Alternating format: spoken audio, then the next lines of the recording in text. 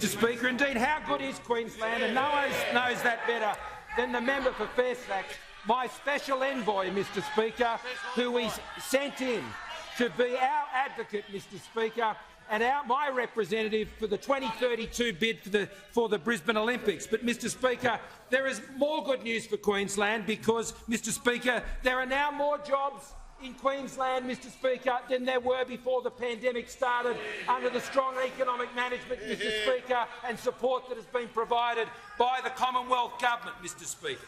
In addition to that, Mr Speaker, when there were 728,000 Queenslanders on JobKeeper when the pandemic was at its peak, by December that number had fallen to 259,000, Mr Speaker, in December. 22,150 new apprentices supported by our wage subsidy program, Mr Speaker, to get new apprentices on the job and on the tools in Queensland. 24,000 existing apprentices, Mr Speaker, supported by our existing apprentices support program in some 13,000 businesses.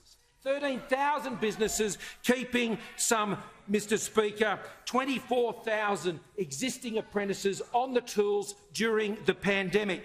54,000 training places provided into Queensland, which have already been taken up and enrolled by 21,000, Mr Speaker. Wow. This is good news for Queensland as a result of the policies. And as the Minister for Housing will know, Mr Speaker, 19,000 home builder grant applications made in the great state of Queensland. Now that all comes on top, Mr Speaker, of the good news that we've had today. Mr Speaker, back in May of 2019, our government, during the course of the election, committed $10 million to support the proposal of the South East Queensland mayors that Queensland and indeed Brisbane should bid for the 2032 Olympics. And, Mr Speaker, soon after the election I was pleased to be in Osaka and raise the prospect of this bid with the President of the International Olympic Committee, Mr Speaker, and I was so pleased that by December of that year the Queensland Government committed to the bid, Mr Speaker. And I congratulate the Queensland Government, Mr Speaker, and I look forward to continuing to work with the Queensland Government as they now lead this process forward and the Australian Olympic Committee.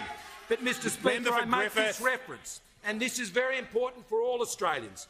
The AOC, the Australian Olympic Committee, CEO Matt Carroll said this today in recognition of what this means for Australia. Australia brings certainty in uncertain times, Mr Speaker. That's what this bid means. The rest of the world has looked at Australia and they said they know how to get things done. The Prime Minister's time has concluded.